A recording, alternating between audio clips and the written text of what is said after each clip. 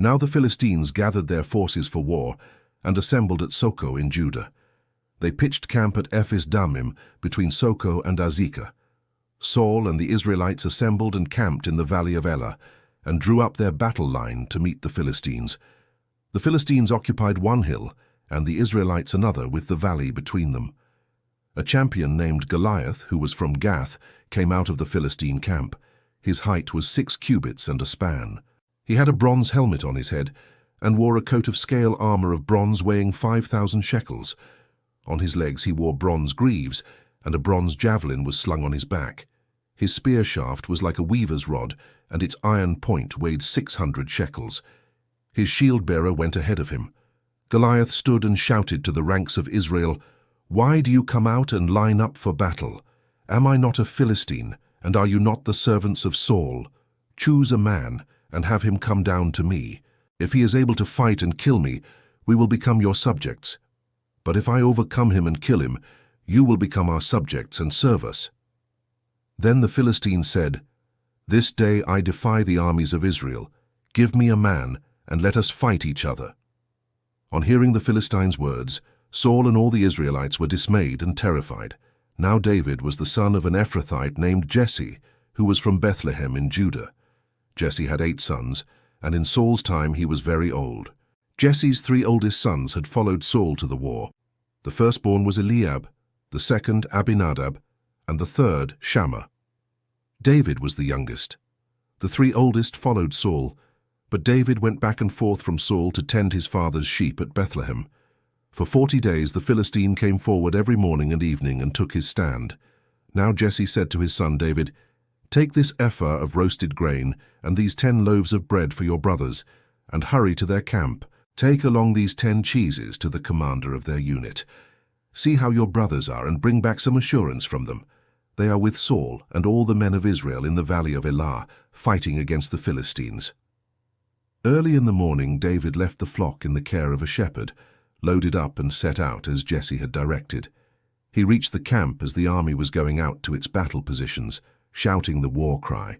Israel and the Philistines were drawing up their lines facing each other. David left his things with the keeper of supplies, ran to the battle lines and asked his brothers how they were. As he was talking with them, Goliath, the Philistine champion from Gath, stepped out from his lines and shouted his usual defiance, and David heard it. Whenever the Israelites saw the man, they all fled from him in great fear. Now the Israelites had been saying, "Do you see how this man keeps coming out? He comes out to defy Israel. The king will give great wealth to the man who kills him. He will also give him his daughter in marriage and will exempt his family from taxes in Israel."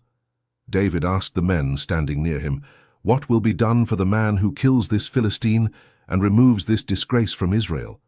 Who is this uncircumcised Philistine that he should defy the armies of the living God?" They repeated to him what they had been saying and told him, "This is what will be done for the man who kills him." When Eliab, David's oldest brother, heard him speaking with the men, he burned with anger at him and asked, "Why have you come down here? And with whom did you leave those few sheep in the wilderness? I know how conceited you are and how wicked your heart is. You came down only to watch the battle."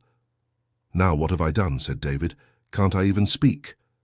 He then turned away to someone else and brought up the same matter, and the men answered him as before. What David said was overheard and reported to Saul, and Saul sent for him. David said to Saul, "Let no one lose heart on account of this Philistine. Your servant will go and fight him." Saul replied, "You are not able to go out against this Philistine and fight him. You are only a young man, and he has been a warrior from his youth." But David said to Saul, "Your servant has been keeping his father's sheep. When a lion or a bear came and carried off a sheep from the flock, I went after it, struck it, and rescued the sheep from its mouth. When it turned on me, I seized it by its hair, struck it, and killed it. Your servant has killed both the lion and the bear. This uncircumcised Philistine will be like one of them, because he has defied the armies of the living God. The Lord who rescued me from the paw of the lion and the paw of the bear will rescue me from the hand of this Philistine." Saul said to David, "Go, and the Lord be with you."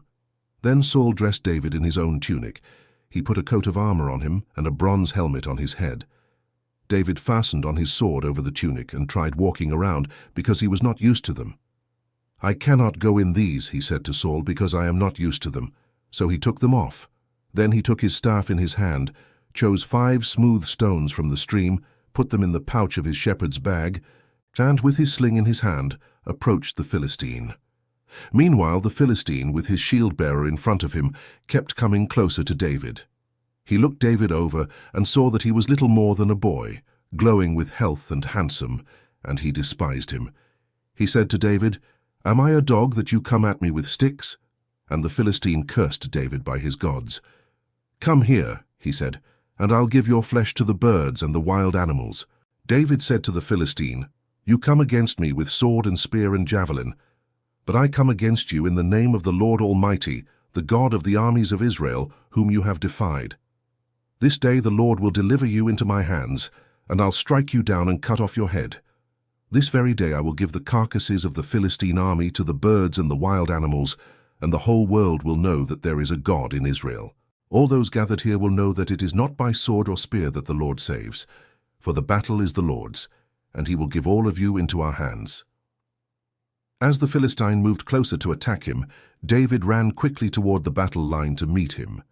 Reaching into his bag and taking out a stone, he slung it and struck the Philistine on the forehead. The stone sank into his forehead, and he fell face down on the ground. So David triumphed over the Philistine with a sling and a stone. Without a sword in his hand, he struck down the Philistine and killed him. David ran and stood over him. He took hold of the Philistine's sword and drew it from the sheath. After he killed him, he cut off his head with the sword.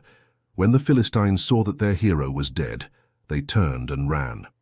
Then the men of Israel and Judah surged forward with a shout and pursued the Philistines to the entrance of Gath and to the gates of Ekron. Their dead were strewn along the Sharaim road to Gath and Ekron. When the Israelites returned from chasing the Philistines, they plundered their camp. David took the Philistine's head and brought it to Jerusalem.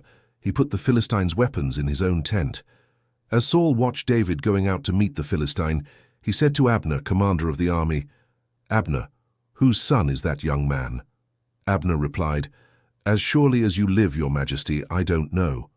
The king said, "Find out whose son this young man is." As soon as David returned from killing the Philistine, Abner took him and brought him before Saul, with David still holding the Philistine's head. "Whose son are you, young man?" Saul asked him. David said, "I am the son of your servant Jesse of Bethlehem."